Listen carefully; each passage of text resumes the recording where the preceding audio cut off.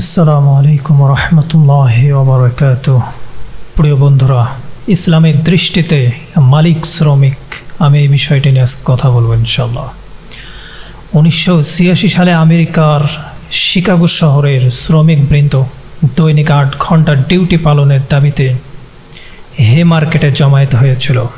এক পর্যায়ে আন্দোলনরত পুলিশ ও শ্রমিকের মাঝে তুমুল সংঘর্ষ হয়। অজ্ঞাতনামা এক ব্যক্তির বোমা নিক্ষেপের পর পুলিশ গুলিবর্ষণ করে। পুলিশের গুলিতে অনেক শ্রমিক নিহত হন। আর সেদিন থেকেই 1 মে বিশ্ব শ্রমিক দিবস হিসেবে পালিত হচ্ছে।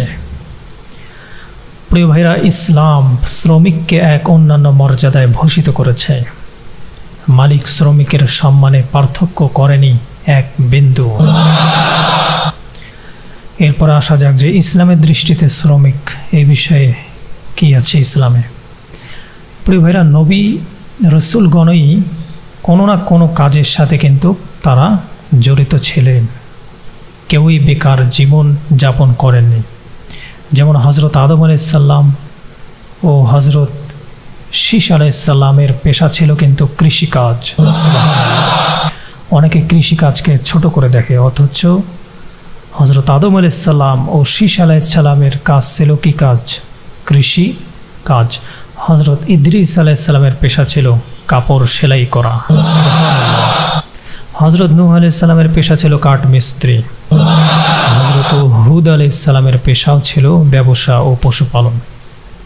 প্রিয় ভাইরা, হজরত লূত আলাইসাল্লামের পেশা ছিল কৃষিকাজ। হজরত ইব্রাহিম আলাইসাল্লামের পেশা ছিল ব্যবসা ও চাষাবাদ করা। আর আমাদের নবীর পেশা ছিল ব্যবসা করা। এভাবে প্রত্যেক নবী রাসূলগণই কোনো না কোনো কাজের সাথে জড়িত ছিলেন। আর হাদিসে নিজ হাতে উপার্জিত সম্পদকে উত্তম উপার্জন ও উত্তম খাদ্য বলা হয়েছে। এ বিষয়ে হজরত মিকদাদ রাদিয়াল্লাহু তাআলা আনহুর সূত্রে বর্ণিত হয়েছে, রাসূলুল্লাহ সাল্লাল্লাহু আলাইহি ওয়াসাল্লাম বলেন, এর চেয়ে উত্তম খাদ্য আর নেই যা মানুষ নিজ হাতে উপার্জনের মাধ্যমে ক্রয় করে। প্রিয় ভাইরা, নবী দাউদ আলাইহিস সালাম নিজ হাতে উপার্জন করে জীবিকা নির্বাহ করতেন। এবার আসা যাক ইসলামের দৃষ্টিতে মালিক। আমাদের দেশে মালিক সবসময় ধনাঢ্যবান হয় আর শ্রমিক হয় দারিদ্র। অঢেল অর্থের মুখ দেখার পূর্বেই শ্রমিক হয়ে যায় ক্ষীণকায়। তবে মালিকের ধনাঢ্যতার মূল সিঁড়ি হলো কৃষক, শ্রমিক ও তাঁতি, জেলে। তবে মূল মালিকেরা শ্রমিককে সর্বদা নিজেদের থেকে নিচু স্তরের মানুষই মনে করে। এটা আসলে ঠিক নয়। নিচু স্তরের মানুষ মনে করা যাবে না। প্রিয় ভাইরা, তাদের সাথে করা আচরণ থাকে মাত্রাতিরিক্ত ভয়ানক। যখন যা মন চায় তখনই তা চাপিয়ে দেয় বা তাদের নির্দেশ দেয়, অথচ স্বয়ং আল্লাহ কারো ওপর এমন কোনো কষ্টদায়ক দায়িত্ব অর্পণ করেন না যা তার সাধ্যতীত। সূরা বাকারা আয়াত নাম্বার 286। প্রিয় ভাইরা, শ্রমিকরা শ্রম দেয়, তবে তাদের ব্যাপারে মালিকেরা থাকে উদাসীন। শ্রমের যথাযথ মূল্যায়নে তাদের কার্পণ্যতা কলুষিত করে দেশের অর্থ ব্যবস্থাকে।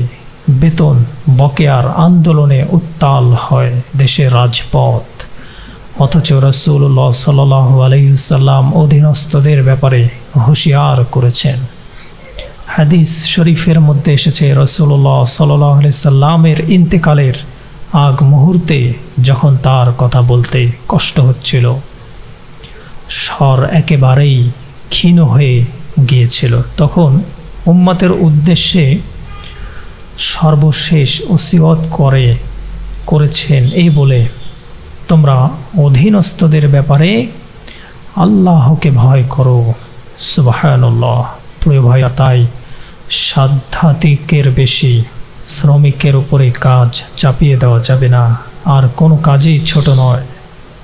আমরা এই আলোচনার মাধ্যমে সেটা জানতে পারলাম যে হজরত আদম আলাইহিস সালাম, যিনি আমাদের সকল নবীর শুরুতে আল্লাহ তাআলা তাকে সৃষ্টি করেছেন, অথচ তিনি কি করেছেন? তিনি কৃষি কাজ করেছেন। সুবহানাল্লাহ। আর হজরত ইদ্রিস আলাইহিস সালাম কাপড় সেলাই করতেন। হজরত নূহ আলাইহিস সালাম তিনি একজন কাঠ মিস্ত্রি ছিলেন। আল্লাহু আকবার। আর আমরা এরকম ছোট পেশাকে অনেকে ছোট করে দেখি, অথচ কোনো পেশাই ছোট নয়। সব পেশারই একটা কি আছে, সব পেশারই একটা মর্যাদা আছে আল্লাহর কাছে। যারা হালাল উপার্জন করে খায় তাদের মর্যাদা অনেক বেশি। যারা বসে মানুষের উপরে জুলুম করে খায়, এদের থেকে যারা কাজ করে খায় এদের মর্যাদা আল্লাহ তাআলার কাছে অনেক। সুবহানাল্লাহ। প্রিয় ভাইরা, যদি ভিডিওটি ভালো লেগে থাকে একটি লাইক করে পাশে থাকবেন। আসসালামু আলাইকুম ওয়া রাহমাতুল্লাহি ওয়া বারাকাতুহু।